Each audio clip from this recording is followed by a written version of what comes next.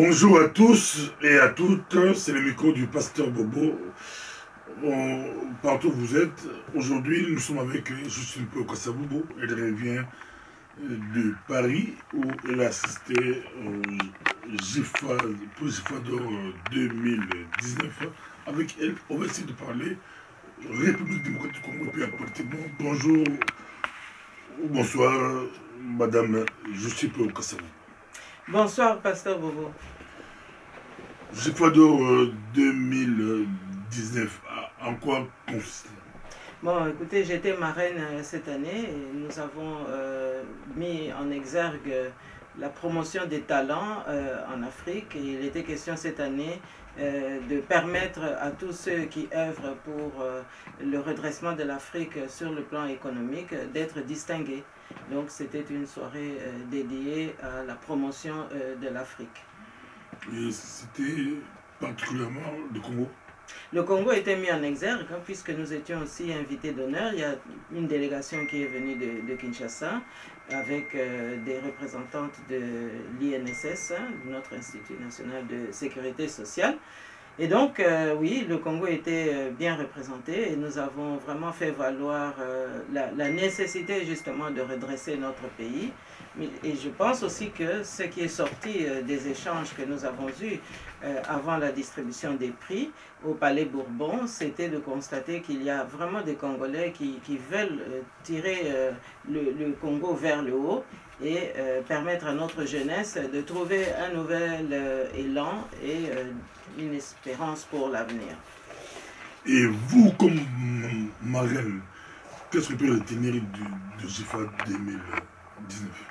Mais je pense que c'est d'abord la consolidation de la confiance qui nous avait été témoignée en 2018, mais c'est aussi la récompense du travail accompli depuis lors, puisque nous sommes appelés maintenant à participer de plus en plus aux activités non seulement de GIFA, l'ECFIDA international, mais aussi d'autres associations qui œuvrent dans le même sens sur la place de Paris, Genève et Londres. On dit que notre diaspora est beaucoup plus politique. On n'a pas beaucoup d'entrepreneurs, beaucoup de chefs d'entreprise, nous représentons dans on dit 5 millions, 4 millions, 6 millions de Congolais de la diaspora. C'est beaucoup d'argent en termes économiques. Oui, mais peut-être aussi que les Congolais n'ont pas toujours eu la chance d'avoir un État qui fonctionne et qui donne des opportunités à tout le monde. Soit on devait participer au pouvoir en place, au pouvoir dictatorial, et alors on pouvait éventuellement en faire quelques affaires. Mais comme vous savez, tout ce que nous avons connu dans notre pays, c'était toujours dans un État de non-droit, dans le manque de respect des droits civiques. Et donc forcément, il fallait toujours être de connivence avec le pouvoir en place pour faire des affaires. C'est-à-dire, finalement, désorganiser une économie normale.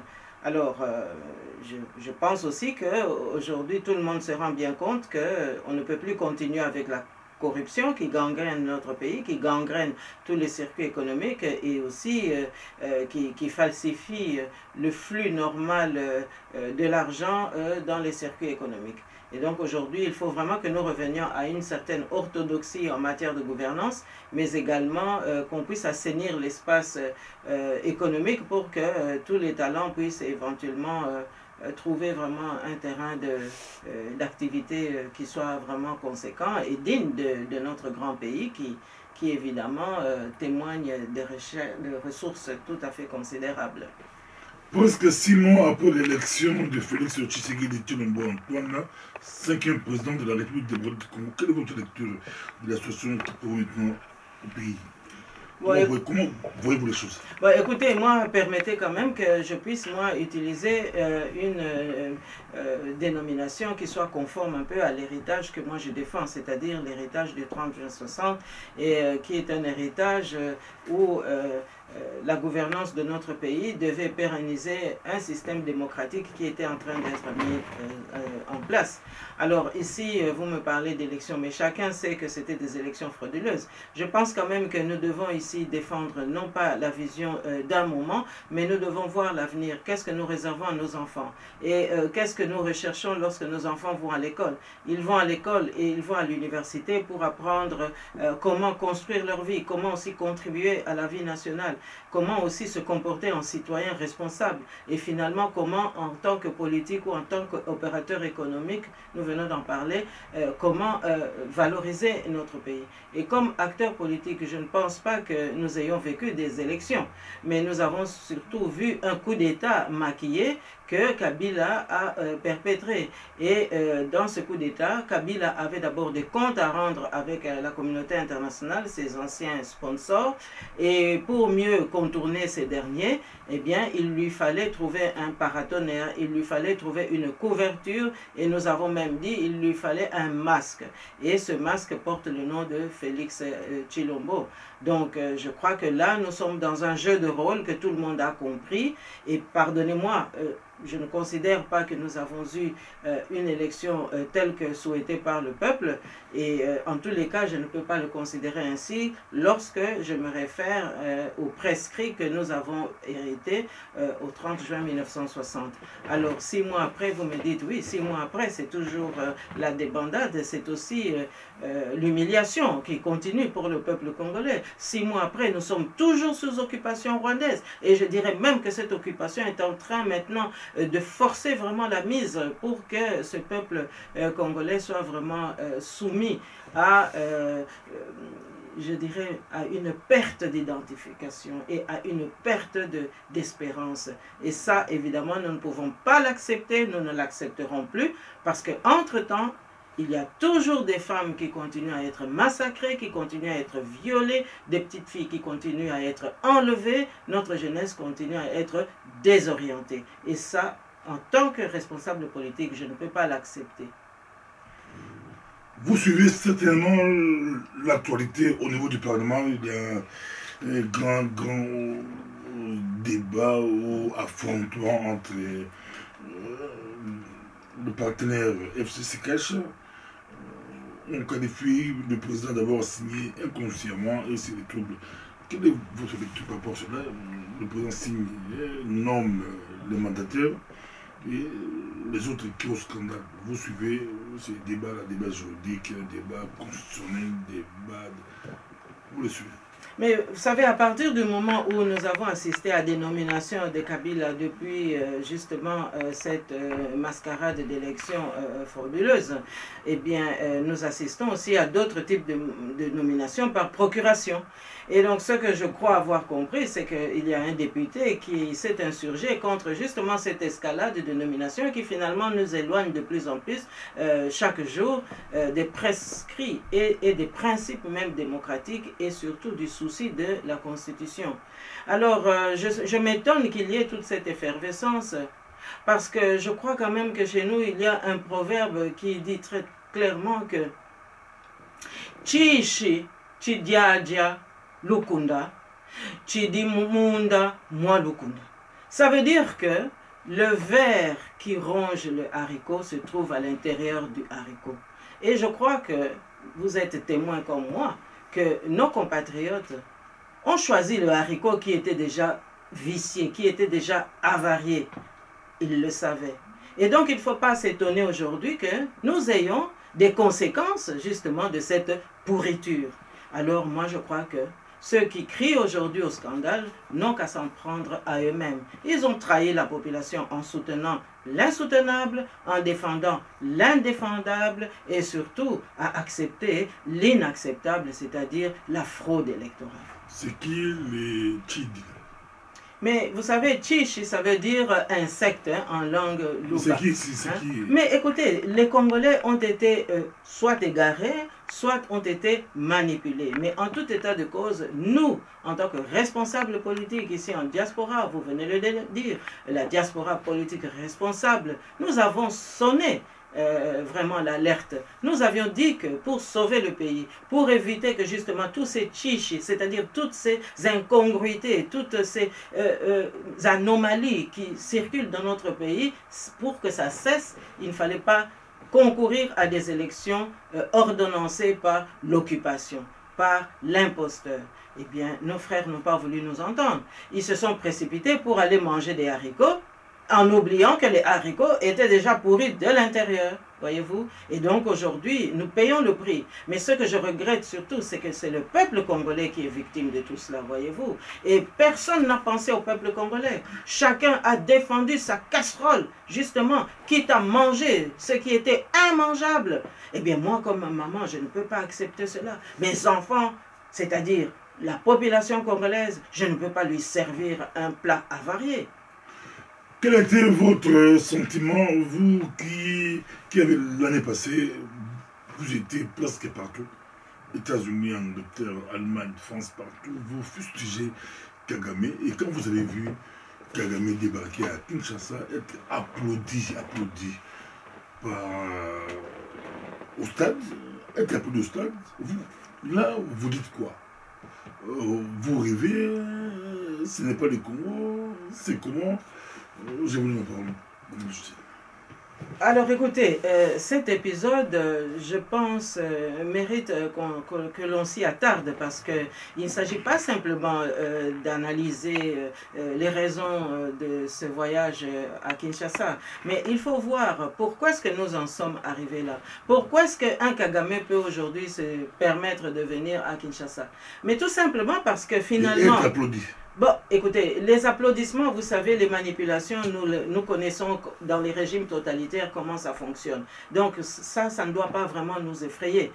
Vous aussi, vous êtes capable de manipuler la population. Les pasteurs ne font que manipuler la population. Et donc, vous savez, nous ne devons pas nous arrêter aux applaudissements. Nous devons maintenant voir le problème de fond. Et quel est cet enjeu? Mais c'est d'abord de se rappeler que si aujourd'hui Kagame, qui est l'instigateur de l'occupation rwandaise et donc de la déstabilisation, la balkanisation du Congo, mais c'est tout simplement parce que, figurez-vous, nous ici en diaspora, on a mis en place une équipe de recherche. C'est-à-dire, nous avons pris sur le plan médical, nous nous sommes demandé s'il ne fallait pas étudier ce cas. Parce que 3 psychiatres, pardonnez-moi, mais nous devenons quand même assez outillés pour savoir comment nous devons mener notre barque. Il y a 3 psychiatres qui se sont réunis pour nous dire que, en fait, Kagame a un problème. Il avait un problème d'abord de vengeance, mais c'était une vengeance qui dépassait la norme telle qu'on peut définir cela en médecine. Hein? Et donc, cette vengeance, c'était d'abord contre la France. Il devait d'abord, par rapport au génocide et par rapport au rôle que la France avait joué, notamment l'opération turquoise, rappelez-vous, des accusations portaient contre la France parce que la France avait sauvé les génocidaires. Et donc, il nourrissait une obsession que ces médecins psychiatres ont qualifié. Le terme est tellement technique que moi je ne m'en souviens pas, mais je suis prête à vous envoyer le protocole qu'ils avaient élaboré à cet effet. Et donc, nous avons ici un dirigeant qui avait une obsession absolument maladive d'assouvir sa vengeance. Et à ce moment-là, il a mis en place cette politique d'essayer d'annexer le Congo, d'essayer de s'imposer, mais surtout de mettre à genoux ceux qu'il condamnait. C'est-à-dire qu'il avait aussi étudié, parce qu'il a aussi de la schizophrénie dans cette situation. Il a étudié aussi comment fonctionnent les Occidentaux et il s'est dit, mais puisque moi j'en veux aux Français, il faut que ces gens-là, s'ils ne demandent pas des excuses, qu'ils se mettent à genoux. Et la seule façon de se mettre à genoux, mais c'est de trouver les voies et moyens comme Mobutu, comment exploiter les matières premières, parce que devant les richesses, devant l'argent, ils vont s'agenouiller, ils passeront par moi. Et voilà comment, d'une obsession et d'une vengeance absolument primaire, eh bien, il a mis en place toute cette machination qui est camouflée par la gouvernance qu'il affiche ouvertement sur son pays, qui doit avoir des routes, qui peut être organisé, qui peut construire, etc. Mais c'est pour assouvir une soif de vengeance, de voir que les hommes qu'il condamnait à cause de l'opération turquoise peuvent maintenant se mettre à genoux parce qu'ils ont besoin de l'argent de l'exploitation des matières premières du Congo. Et donc aujourd'hui, quand Kagame vient dans notre pays, mais c'est tout simplement parce que les Européens sont tombés dans le panneau. Évidemment, ils ont démontré à Kagame qu'il avait bien aussi compris leur fonctionnement. C'est-à-dire que devant les ressources, devant l'argent que ça génère, eh bien, on peut accepter une dictature, on peut accepter la fraude électorale au Congo, on dit une chose et son contraire le lendemain, pourvu qu'on sauve des intérêts. Mais quand on regarde quels sont ces intérêts-là, qui doivent mériter qu'un peuple puisse souffrir et croupir dans l'occupation, eh bien ce sont des intérêts qui peuvent être négociés avec des démocrates aussi. Mais Kagame avait compris que eh bien, les Occidentaux vont accepter qu'on mette de côté les démocrates parce qu'eux aussi souffrent de cette soif de domination absolument exacerbée au point d'accepter que l'inacceptable puisse être négocié avec un dictateur comme lui. Et donc, aujourd'hui, Kagame qui vient dans notre pays, eh bien, c'est pour montrer qu'il a dominé tout le monde. C'est pour montrer qu'il a conquis tout le monde. C'est pour montrer aussi qu'il a été autorisé à exploiter illégalement nos matières premières, puisque les intérêts passent au-dessus des considérations de droit, des considérations des principes élémentaires, voyez-vous. Et donc, il est venu, vous dites qu'il a été applaudi. Non, il n'a pas été applaudi. On a manipulé cela parce qu'il sait très bien que son agent à Kinshasa, c'est-à-dire Kabila Kanambe, son sous-traitant, est menacé de quitter le pouvoir et que comme le fil rouge devait aussi passer par Kabila Kanambe, eh bien, il multiplie un peu les initiatives aujourd'hui pour faire croire que c'est lui l'homme de la situation, que c'est lui le gendarme et que c'est donc lui qui est indispensable et que les Occidentaux continueront à tenir compte de lui, quitte à ce qu'il puisse se pérenniser au pouvoir comme d'autres chefs d'État africains se pérennisent au pouvoir, voyez-vous. Et donc, c'est donc un calcul tout à fait machiavélique, je dirais même tout à fait psychiatrique, si vous le permettez, qui aujourd'hui fait subir au peuple congolais toutes ces humiliations. Mais moi, je préfère vous dire que les Congolais ne sont pas dupes. Il y a une classe politique aujourd'hui qui est tout à fait avisée, qui est tout à fait éclairée et qui est tout à fait déterminée à ce que nous puissions aujourd'hui passer à autre chose, parce que notre peuple n'avait pas demandé cet imbroglio. Notre peuple a tellement souffert et je crois que trop c'est trop. Et là, Kagame a franchi un pas de trop. Parce que ça me rappelle aussi qu'en 2010, il a voulu montrer aux mêmes occidentaux, parce que là, il était déjà sûr d'avoir dominé le peuple congolais, il voulait montrer que c'était lui le patron. Et donc, à la commémoration de notre indépendance nationale, il s'est permis d'arriver 2 heures après.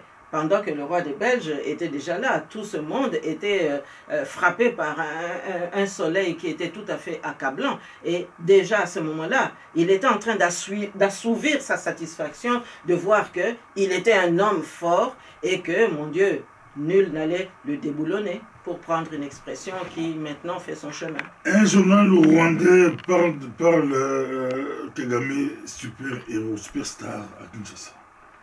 Mais je pense que c'est de la provocation. Superstar. Mais non, écoutez, voyez encore la légèreté avec laquelle on traite les questions du Congo.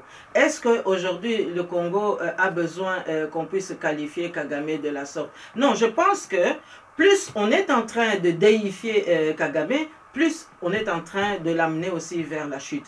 Parce que le peuple congolais n'a pas demandé tout cela, croyez-moi. Et le peuple congolais est tout à fait aujourd'hui résolu à en découdre justement avec l'occupation rwandaise.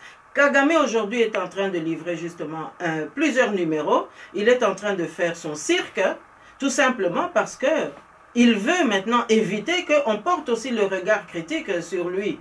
Hein? Tout le monde sait que évidemment, derrière une relative image de progrès social dans son pays, eh bien, qu'il n'y a jamais une éternité pour rester au pouvoir et que chaque chose a son temps. Eh bien, il est en train aussi de se rendre compte que la vérité est en train de triompher. et que les gens, les observateurs sont de plus en plus au courant de ce qui se passe réellement et sont de plus en plus informés de la manière dont Kagame instrumentalise tous les groupes armés à partir de l'Est de notre pays pour faire des intrusions à l'intérieur de notre pays. Parce que je vous le dis encore une fois ici, que l'objectif in fine, c'est de vider le Congo de sa congolité. C'est la raison pour laquelle les femmes sont les premières victimes, les petites filles également, de sorte qu'elles ne puissent plus être des candidates à la procréation. Et moins les femmes congolaises vont procréer, et bien plus il y a des opportunités pour que des intrus extérieurs viennent s'y implanter. C'est la raison pour laquelle il est toujours encouragé, parce que figurez-vous, les 12 millions de morts, la communauté internationale n'en fait pas un leitmotiv d'une décision déterminante. Et c'est pour ça que nous, on réclame encore que les sanctions du sous-traitant de Kagame à Kinshasa soient maintenant réactivées, parce que je pense que c'est une bombe à retardement qu'on est en train maintenant de privilégier dans notre pays. Madame Zuké, répondez-vous à ceux qui disent que plus vous attaquez Kagame, vous n'aurez jamais le pouvoir, parce que c'est celui qui ils ont leur lobby, leur machin. Vous répondez quoi? Des opposants qui attaquent Kagame n'ont pas de chance d'avoir le pouvoir à Kinshasa. Mais vous savez, Dieu est fort. Nous avons d'abord Dieu avec nous. Et je pense que Kagame n'est pas au-dessus de Dieu. Et nul n'est au-dessus de Dieu. Et je crois qu'avant Kagame, le Rwanda existait. Et le Rwanda existera après Kagame. Tout comme le Congo existera toujours. Et je ne pense pas qu'il y ait un seul dirigeant au monde qui soit éternel. Nous avons connu à travers l'histoire des dictateurs qui ont cru qu'ils seraient éternels. Regardez Néron à l'époque romaine, comment est-ce qu'il a terminé? Brûlé vif avec les victimes qu'il avait lui-même provoquées. Alors c'est pour dire que on doit toujours être humble dans la vie et qu'on doit toujours garder la mesure, parce qu'il arrive un moment où même un dictateur si puissant qu'il puisse se sentir, eh bien, trouve aussi l'issue de la chute. Et je pense qu'ici, nous sommes en train d'accumuler toute une série d'arguments qui vont conduire aussi Kagame vers sa chute. Vous savez, le régime d'apartheid en Afrique du Sud croyait aussi qu'il pourrait perdurer. Mais vous avez vu comment, à partir des années 1980, eh bien, la mobilisation, d'abord locale, depuis longtemps d'ailleurs, plus la mobilisation internationale, petit à petit, eh bien, on finit par en découdre avec le régime de l'apartheid. Et donc, Kagame aussi, ça prendra fin, et bientôt d'ailleurs. Le journal Jeune Afrique révélait que Félix Tshisekedi Tshilombo-Antoine, 5e président du pays, voulait avoir tous ses opposants à Kinshasa le 30 juin. Je crois que vous avez déjà répondu à cette question, mais je vais la reposer autrement. On voit Katumbi au Congo, Bemba, Katumbi arrive à Kinshasa le 20, il est déjà au Congo, Bemba le 23, Moussanamoussi et Djala, tous débarquent à Caen, le retour de Justin Pouyo Kassavobo. Bon, écoutez, merci pour la question.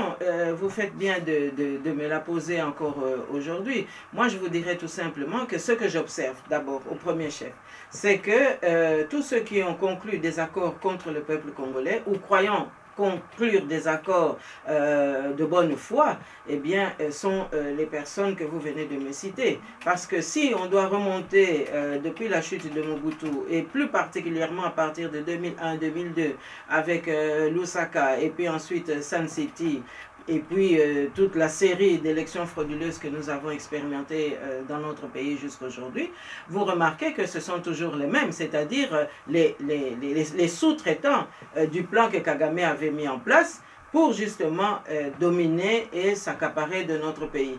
Alors, on peut imaginer que, effectivement, tous ces acteurs, qui ont chacun d'ailleurs, dans leur besace, eh bien, accompli des actes de signature d'accords avec des sponsors extérieurs.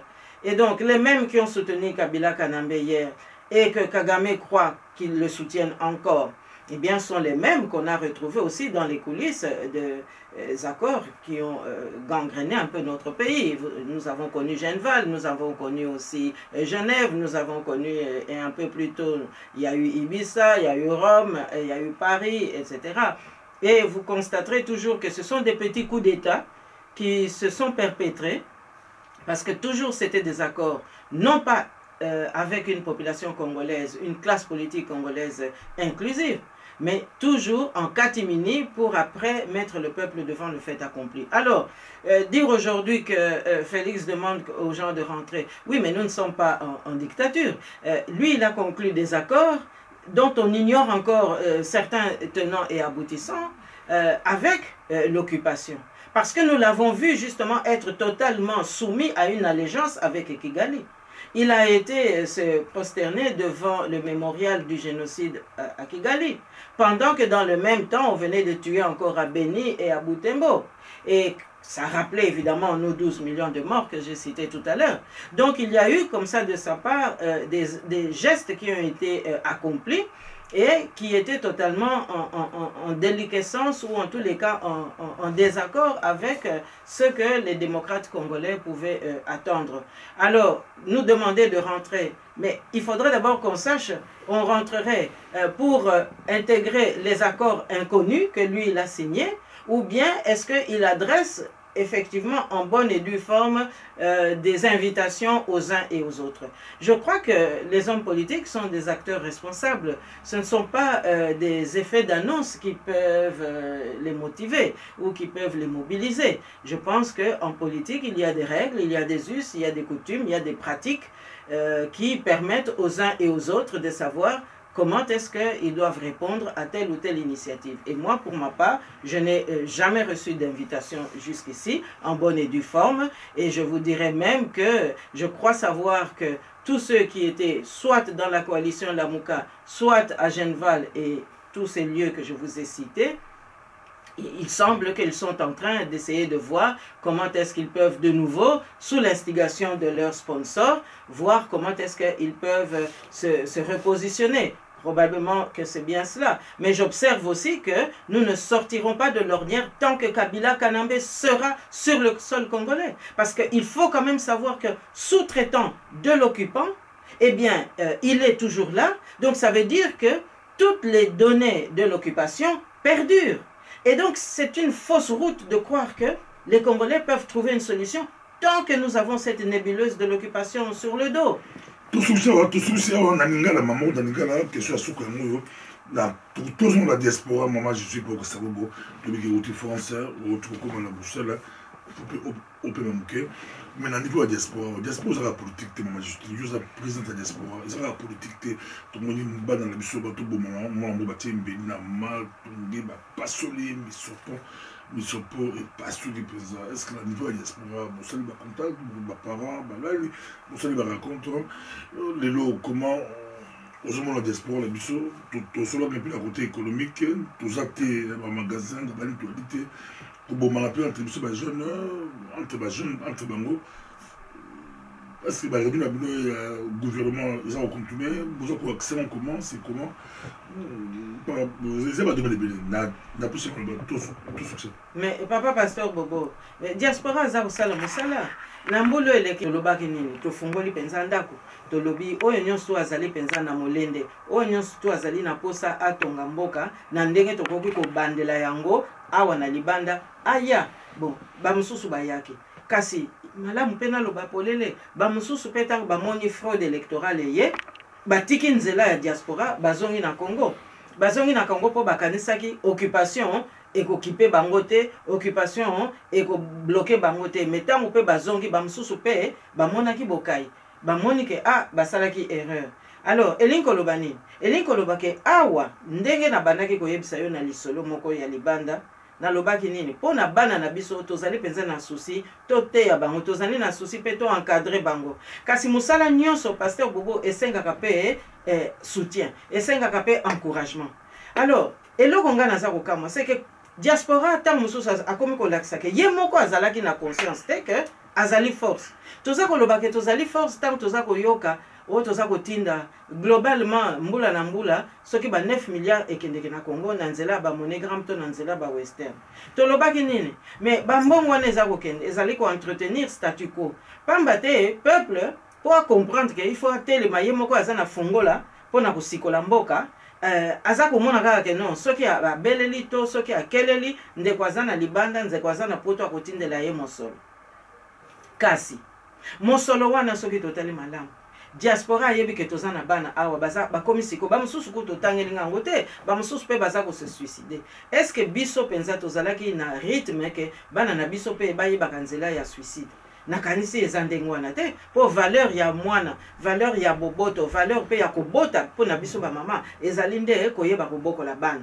alors tozali na équipe moko oyo abandaki mosala wana mpona kotala culturellement mpe sociologiquement ndenge nini tokoki ata poso na poso tosangisaka bana oyo bazali mpenza na ntango batata na bango bakokotika bango ntango baya mpo topesa bango mateya etala histoire ya mboka na biso mpo soki mwana ayebi histoire ayebi epai baboti na ye bawuta akoyeba mpe ndenge nini amibongama mpo te asepelisa bomoi na ye na mikolo ekoya kasi tomoni nini tomoni diaspora liboso azalaki kolela avant fraude électorale ke biso tovotaka te biso tovotaka te mais sikoyo baoyo bawelaki kozonga na Kinshasa na baposo oyo eleki baza koloba te lokola bavotaki Martin Fayulu to simba Martin Fayulu bamosusu balobi te lokola Félix asa azwi ebonga tokende kosimba Félix kasi babosani ke na combat politique okokende ngulungulu boye mais revendication nini cahier de charge nini ozali na yango baza ata na cahier de charge te mpona kosenga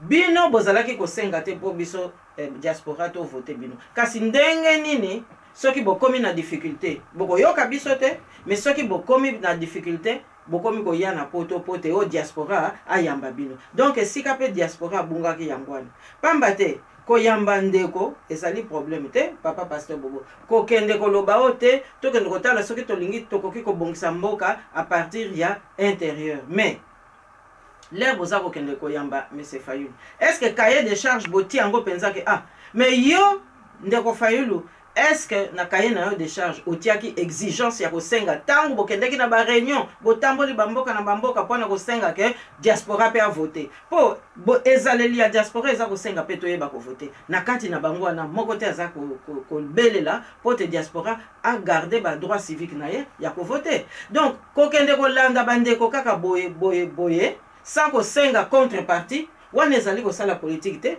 wana ezali kolanda kaka na ndenge moko penza ya bolole or il faut kosenga oza kolanda mutu il faut kosenga koloba politiquement yo ke kosala ba accord mais ngai politiquement ngana na besoin aspiration boye botala yango soki rapport de force eza na maboko na bino nde eloko biso toza nango motuya yango wana mais diaspora asalaki yango te tomoni kaka na mbala moko na diaspora oyo avotaka te oyo mutu moko te azalaki kobelela ya vote bambongo oyo bakokaki koya kotia elongo na biso mpo tosala cahier de charge wana na ndenge moko ya bosolo ekomi kokende kosoutenir baoyo bakendeki na fraude électorale alors nayebi te na place wana tokotuna mpe responsabilité na bassociation na biso oyo bazali awa mpo na nini batiki mosala oyo tobandaki na diaspora mingi na kati na bango mpo na kotala ke non tokende kosoutenir mais bokende kosoutenir soki boza na cahier de charge te ezali perte donc ngai naza kosenga bandeko naza kobelela ke biso bamama